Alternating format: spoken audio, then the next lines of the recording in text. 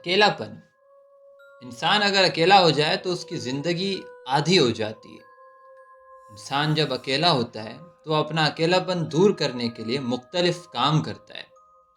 Video games, T V, dramas, movies, دوستوں کے ساتھ گھومنا پھرنا، ریلیٹیوز کے گھر جانا وغیرہ وغیرہ۔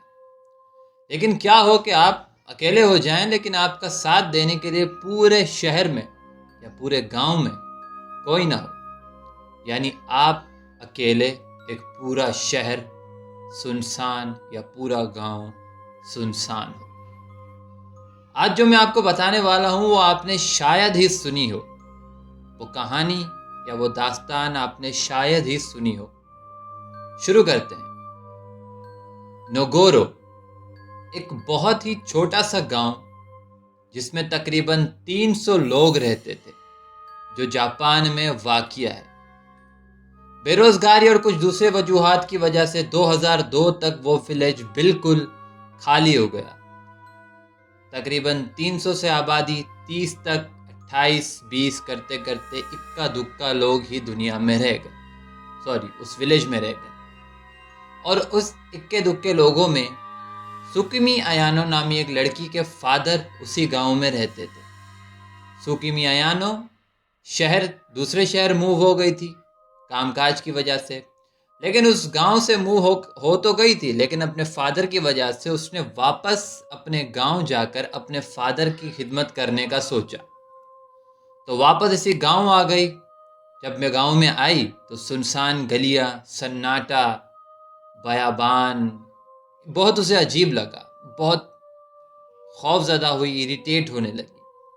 خیر وہ اپنے فادر کے پاس رہی، کچھ دن گزرے اور عموماً کھیتوں وغیرہ میں تھوڑا بہت کام کرنے لگی۔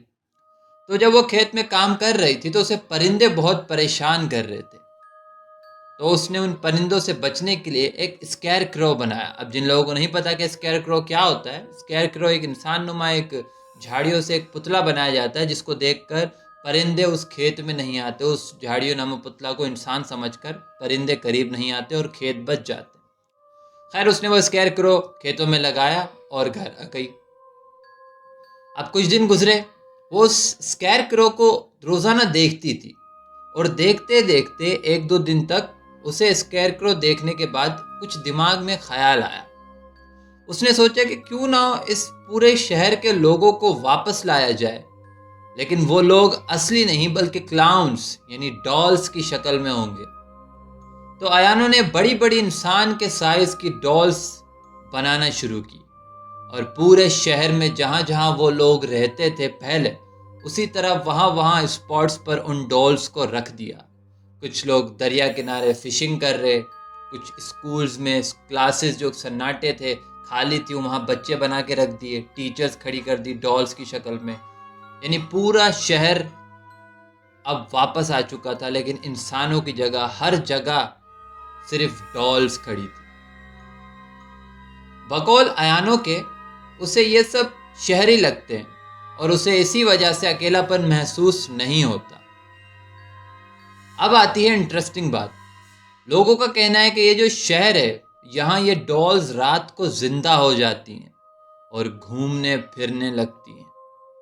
اب یہ باتیں جب بہت زیادہ ہونے لگی اور انویسٹیگیٹرز تک پہنچی، تو انویسٹیگیٹرز اس گاؤں میں پہنچے اور اس بات کا ثبوت لینے کے لیے کہ آیا یہ بات سچ ہے یا پھر ایسے ہی لوگوں کی بنی بنائی افواہیں۔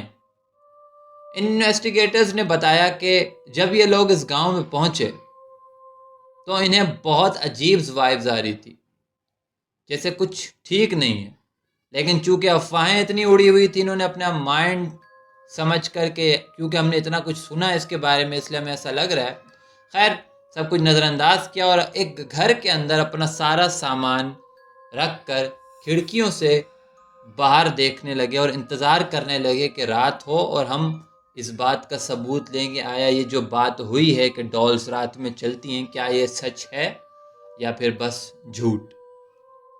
اب جب رات ہو گئی تو پہلے تو انہوں نے کچھ خاص نہیں دیکھا، سب کچھ سناٹا تھا، ہوائیں چل رہی تھی، کچھ موومنٹ نہیں تھی، لیکن جیسے ہی رات کا اندھیرا بڑھنے لگا، رات کا پہر زیادہ ہونے لگا، تو انہیں چھوٹے موٹے سائے دکھنے لگے۔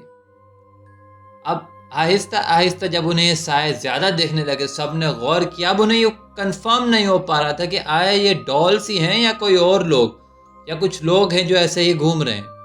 لیکن جب انہوں نے غور کیا تو انہیں صاف لوگوں کے چلنے پھرنے کی آوازیں، ہنسنے کی آوازیں آنے لگی، اور بہت ہی شیطانی ہنسی۔